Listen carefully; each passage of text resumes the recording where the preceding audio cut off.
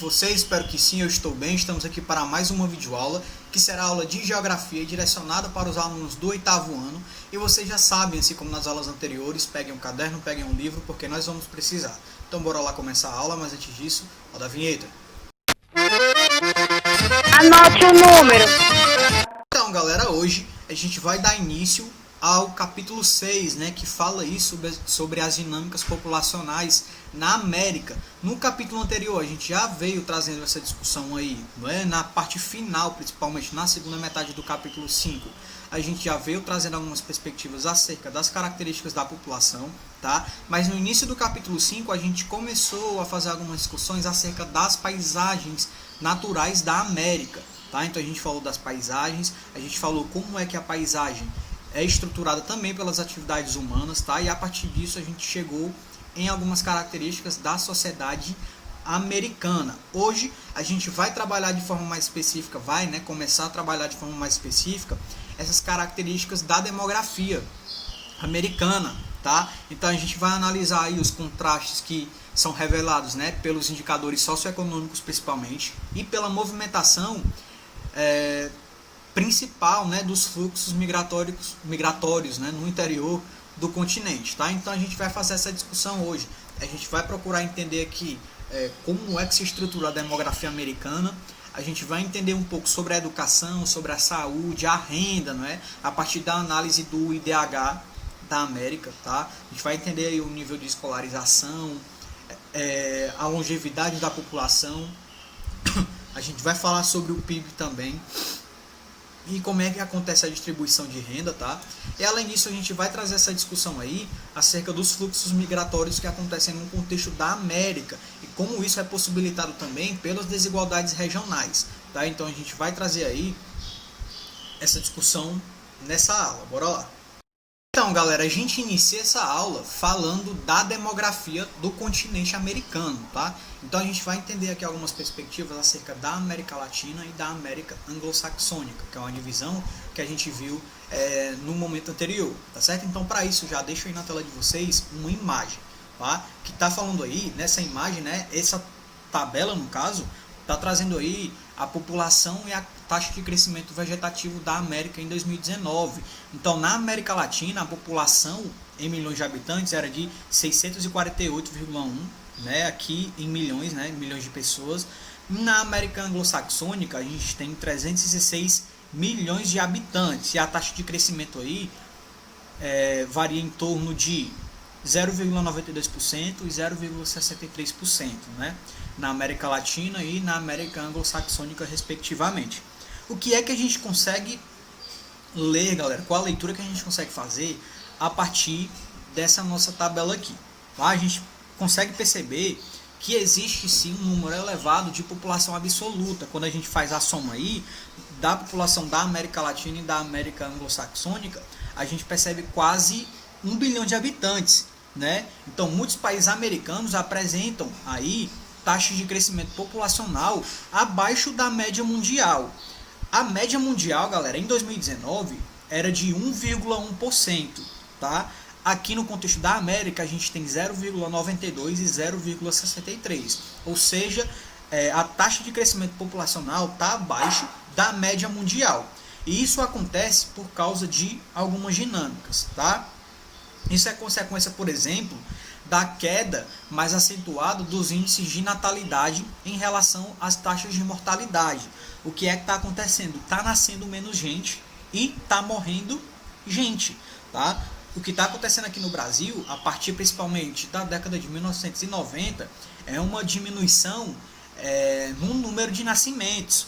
E isso está diretamente relacionado ao acelerado processo de urbanização e ao crescimento, né, da participação feminina no mercado de trabalho, mas também está relacionado ao acesso aos métodos aos métodos contraceptivos, tá? Que vão contribuir aí para a queda nas taxas de natalidade, tá certo? E além disso, a redução também na taxa de fecundidade também está acontecendo, né? A média de filhos por mulher está diminuindo, certo, gente?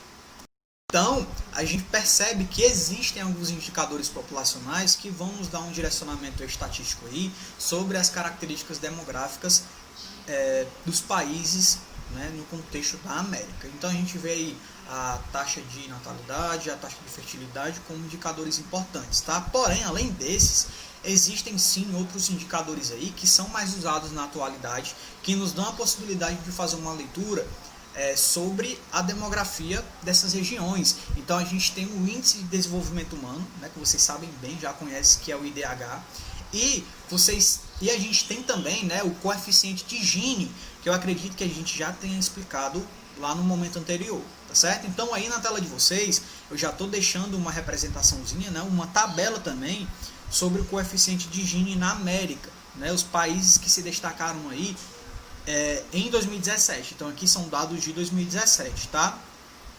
O índice de Gini, galera, ou coeficiente de Gini, eu acredito que eu já tenha falado para vocês, mas esse índice aí vai revelar a desigualdade na distribuição de renda de um indivíduo ou de uma família em um determinado país, tá? Então o que é que a gente tem? Para esse índice, os valores aí vão variar de 0 a 100, tá? E nesse caso, quanto menor o índice, menor é a desigualdade econômica da população, tá? Então, quanto mais próximo do zero, menor é a desigualdade. Portanto, quanto mais próximo do 100, maior vai ser a desigualdade, tá? Então, o que é que a gente tem em relação à América Latina? A América Latina vai apresentar aqui as maiores diferenças, galera, de renda entre os seus habitantes, tá? Então, por isso, vários de seus países têm alguns dos mais altos coeficientes de Gini, tá? De acordo com o BM, né, que é o Banco Mundial, a partir dos dados publicados em 2017, o Brasil era o país da América com a maior desigualdade na distribuição de renda, tá? Então a gente percebe aqui na nossa tabela o Brasil, ó, com 53,3 na escala aí, que é de 0 a 100, né? Então, galera, a desigualdade do Brasil é grande e está diretamente relacionada aí à distribuição de renda. Então, a partir disso, a gente tem em mente que a concentração de renda no contexto do Brasil é uma realidade. O dinheiro está concentrado na mão de poucos, não é isso? Quando a gente fala no desenvolvimento de uma determinada nação, galera, a gente precisa ter em mente a existência de alguns critérios, tá? E esses critérios são utilizados principalmente pela ONU, pela Organização das Nações Unidas, que é o órgão que de fato vai disponibilizar aí os dados sobre determinada nação, dizer se ela é desenvolvida ou não, tá certo? E o IDH vai trazer aí alguns indicadores relacionados à educação, relacionados à saúde e relacionados à renda também, tá? Quando a gente fala na renda, a gente pode falar do PIB, né, do Produto Interno Bruto. Quando a gente fala da saúde, a gente pode falar da expectativa de vida de determinada população. E quando a gente fala na educação, a gente pode relacionar diretamente com o nível de escolaridade, tá certo? Então é a ONU que de fato vai nos trazer essas características aí, tá, de determinada população e demonstrar se de fato a população é desenvolvida, tá? Com dados de 2018, tá? Nos dados disponibilizados em 2018, a ONU mostrou que de país que era considerado desenvolvido, considerando esses indicadores, a gente tinha 59 países que de fato estavam inseridos nesse contexto de desenvolvimento, tá? Nos dados de 2010, a gente tinha aproximadamente 46 a 49 países que estavam inseridos no contexto aí de países que estavam em desenvolvimento, né, países aí subdesenvolvidos entre aspas, tá? Então é de fato o IDH que nos vai dar a possibilidade de fazer uma leitura sobre o desenvolvimento de uma determinada sociedade, tá? De um determinado país, a partir desses indicadores que eu já tinha falado anteriormente, educação, saúde e renda, certo? Quando a gente vai analisar o nosso indicador saúde, que está inserido lá dentro dos critérios, né, para se considerar o IDH de uma determinada nação, a gente considera a saúde, né, galera, como critério. Quando a gente fala em saúde, a gente pode falar aí da longevidade, né, ou da expectativa de vida, ou da esperança de vida, não é? De uma determinada população, tá? Esse indicador de saúde, né, a partir da expectativa de vida vai nos dar algumas características acerca daquela população ali, tá certo? Então, quando a gente vê, por exemplo, uma nação em que a expectativa de vida é alta, né, em que há mais gente idosa do que em um momento anterior, a gente percebe, por exemplo, que isso pode ser um reflexo aí das condições da saúde de determinado país, não é isso? De que a saúde, de fato, ela está se desenvolvendo, lógico, de uma maneira aí concreta, e isso está possibilitando com que a população viva mais do que antes, não é? Isso também está relacionado à qualidade de vida da população naquele determinado país, não é? Então está sendo direcionado aí recursos para esses indivíduos, não é? Recursos de saneamento básico faz com que essas pessoas fiquem menos doentes e morram menos, não é? Questões aí relacionadas ao direcionamento de políticas públicas para a população idosa, né? Tanto relacionado aí ao entretenimento, como relacionado também aí a políticas públicas para de fato conseguir resolver os problemas dessa população, não é isso? Então, a expectativa de vida pode aparecer aí como um indicador importante, né, que demonstra os reflexos de uma determinada sociedade. Quando a gente fala da expectativa de vida da população americana, de forma geral, aí na tela de vocês já está aparecendo uma tela com alguns dados, né, os dados aí de longevidade na América em 2018, são dados de 2018, tá? No Canadá, a gente tem o que em relação à longevidade? 82 anos, né, galera? Na Costa Rica, 80, em Cuba, 79, Chile, 79, não é? O Haiti, 63, 66, 69, 70.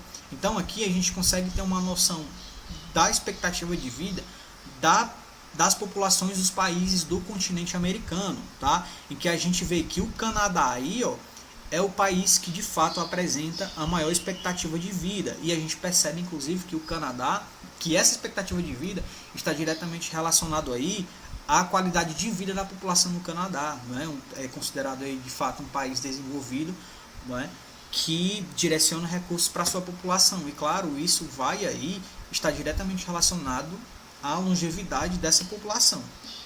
Agora, quando a gente fala em distribuição de renda, da renda de um determinado território, a gente considera o PIB, né, galera, que é o Produto Interno Bruto, que de certa forma, de forma objetiva aqui, é a soma geral ali de toda a riqueza de um determinado território, tá? Quando a gente fala em PIB per capita, a gente pode fazer a seguinte alusão. A gente pega um bolo, né, o bolo aqui é a riqueza total de um determinado território, e a gente parte esse bolo e divide para toda a população, né? Então isso é o nosso per capita, né? Um pedacinho de bolo para cada pessoa, certo? Então há aí o PIB per capita, né? Nessa nossa alusão aqui. Porém, a gente consegue ter em mente que assim, o indicador aí de PIB per capita é um indicador, de certa forma, que traz valores hipotéticos, porque a gente sabe que a renda da população brasileira ela se encontra de forma desigual, né? A gente viu lá no coeficiente de Gini que a distribuição de renda da população brasileira é a maior, né? Foi em 2017, de 2017, o coeficiente de Gini, o dado do Brasil, era o que trazia aí a maior concentração de renda, a maior desigualdade aí socioeconômica no contexto da América, não é, galera? Então o PIB per capita aí, de fato, é um dado hipotético, até porque essa divisão não acontece de forma igualitária para todo mundo, tá? Tem gente que ganha muito mais, tem gente que recebe pouco, tem gente que ganha menos, tá? Então a diferença de renda aí vai influenciar também no PIB per capita, tá? Então aí são valores hipotéticos, certo? A gente de fato não pode considerar aí como dados concretos quando a gente vai analisar aí a desigualdade de uma determinada população, certo? Então aí na tela de vocês já está aparecendo o PIB per capita com valores de 2018 no contexto da América, tá? O PIB per capita no contexto dos Estados Unidos, galera, 54,9 aí, não é? Quase 55 aí. A gente pode dizer que esse PIB aí per capita, ele é um valor concreto, galera? Não, porque a gente sabe que no contexto dos Estados Unidos a desigualdade também é uma realidade, né? Quando a gente fala aí do Haiti, a gente percebe que o PIB do Haiti, ele é bem baixo, né? No caso aí, é um dos menores, não é isso? E a gente sabe também que no Haiti há uma certa concentração de renda também, né? Então, esses dados aí, de maneira geral, são dados aí do PIB, né, do Produto Interno Bruto per capita, no caso, né, no contexto da América, e demonstra aí certos contrastes, né? Enquanto a gente tem os Estados Unidos aí com um PIB de quase 55, a gente vê que o Haiti, no contexto da América, é um dos que tem o PIB de menor valor, né, galera? Então, o contraste no contexto da América é muito grande, né? Então, está diretamente relacionado aí com a riqueza, né, com a soma dos bens e serviços produzidos em um determinado território. A partir do que acabou de ser analisado, a gente já consegue afirmar aqui, no contexto da América e de forma geral, a desigualdade está presente, né, galera? Quando a gente para analisar o PIB dos Estados Unidos em relação ao PIB do Haiti, a gente percebe aí uma disparidade muito grande, tá? E claro, essas disparidades socioeconômicas vão gerar alguns fenômenos, né, algumas dinâmicas no contexto social também, quando a gente fala das dinâmicas migratórias. Tá? Então, as dinâmicas migratórias no contexto da América, atualmente, estão diretamente relacionadas principalmente às desigualdades socioeconômicas. Tá? Quando a gente vê, inclusive, que no contexto da América Central e da América do Norte, existem fluxos migratórios. Tá? Existem ali regiões em que a migração, de fato, ela aparece no contexto do cotidiano, praticamente, tá? São fluxos migratórios criados, tá? E um exemplo disso é a migração que acontece do México para os Estados Unidos. É o maior exemplo que a gente tem hoje, eu acredito que no contexto do mundo, quando a gente fala de imigração, tá? Então, a migração do México para os Estados Unidos é o maior exemplo aí de imigração que se insere aí no contexto de contraste social, tá? É a população do México que se direciona para um outro país à procura de melhores condições de vida, de melhores condições de moradia, de saúde, de trabalho, não é? Então, os Estados Unidos aí aparece como o país que é almejado pelas sociedades, né? Por ser um país aí que apresenta boas condições de vida, de moradia, né? O país que tem aí, em que o valor de compra é alto, né? Se encontra aí como uma realidade no contexto dos Estados Unidos, de fato. Então, as pessoas vendo essa perspectiva aí, as pessoas que não têm condições de vida, que não têm condições de se envolver no seu país de origem, se desenvolver, né, no seu país de origem, ele de fato vai migrar para os Estados Unidos, e é isso que de fato acontece entre o México e os Estados Unidos, tá certo? Então, a gente vê que de fato o que vai aí direcionar essa migração é a desigualdade, tá? Essa desigualdade é ainda mais ampliada quando a gente vê que existem dinâmicas que vão impedir esses deslocamentos. E isso vai potencializar ainda mais as desigualdades. Quando a gente vê que os Estados Unidos, a partir do Donald Trump principalmente, né, estrutura aí a construção de um muro que separa o México dos Estados Unidos. Então, as pessoas, para migrar do México para os Estados Unidos, a procura de melhores condições de vida e fixar residência nos Estados Unidos, é muito complicado e é praticamente impossível, né? Porque agora as leis migratórias aí nos Estados Unidos estão bem rígidas. Então, migrar do México para os Estados Unidos para de fato viver de forma concreta hoje é muito complicado. Então, por isso é que a gente já insere uma outra discussão aí, que é as condições desses indivíduos na migração. A gente percebe que eles se inserem aí no contexto de alta periculosidade, né? Eles se inserem no contexto de risco de vida, de fato, em que as pessoas elas se inserem aí no contexto de fragilidade, né? A partir do momento em que eles, por exemplo, tentam atravessar rios aí a nado, muitas pessoas acabam morrendo afogadas aí, tá? Existem imagens que demonstram isso, tá? São pessoas aí que passam muito tempo sem se alimentar quando eles começam aí a caminhar durante muito tempo por desertos, inclusive, tá? Por regiões que são consideradas desérticas, e eles vão em direção aos Estados Unidos na tentativa de burlar ali o muro, tá? Então procuram rotas alternativas que se inserem no contexto de periculosidade, e muitas pessoas acabam morrendo, tá? As que conseguem passar se inserem no contexto dos Estados Unidos como imigrantes ilegais, tá certo? E podem ser presos, podem ficar retidos lá nos Estados Unidos e podem ser aí mandados de volta para o México, tá certo? Então a situação é bem complicada e isso evidencia ainda mais as disparidades socioeconômicas que acontecem no contexto da América, que possibilitam a migração. E além disso, quando a gente fala de deslocamento, a gente não está falando somente de migração, a gente pode falar também no contexto de refúgio, tá? E a gente consegue materializar isso aqui no contexto do nosso Brasil. Os refugiados no Brasil, quando a gente fala em refugiado, no contexto da América principalmente, a gente está falando de venezuelano que sai do seu país de origem à procura de melhores condições de vida, à procura de sobrevivência de fato e se inserem no contexto do Brasil, né? Então eles acabam entrando ali por uma rota criada em Roraima, né, principalmente. Então saem lá da Venezuela, né, das condições precárias que o país hoje está passando e se inserem no contexto do Brasil à procura de melhores condições de vida. E isso, claro, vai influenciar em dinâmicas internas do Brasil também, tá? Nas condições de saúde, da economia, tá? De emprego, tá certo?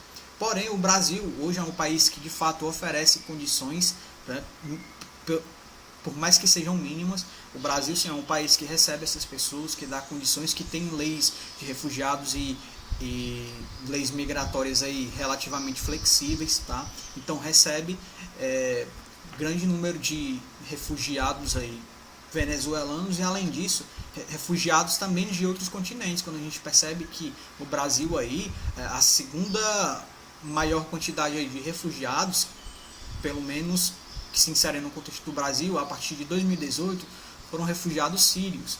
Então a gente percebe que o Brasil de fato é um país da América aí que recebe, ou pelo menos recebia, uma grande quantidade de refugiados, em que o contexto da migração de fato estava inserida no contexto do país, certo? Então, galera, a dinâmica migratória de fato é uma dinâmica que está inserida no contexto da América de forma geral, tá certo? E é evidenciada aí em muitas dinâmicas, em múltiplas perspectivas, certo? Por hoje é isso, galera. A gente encerra a nossa aula por aqui, para que não fique tão extensa, tá?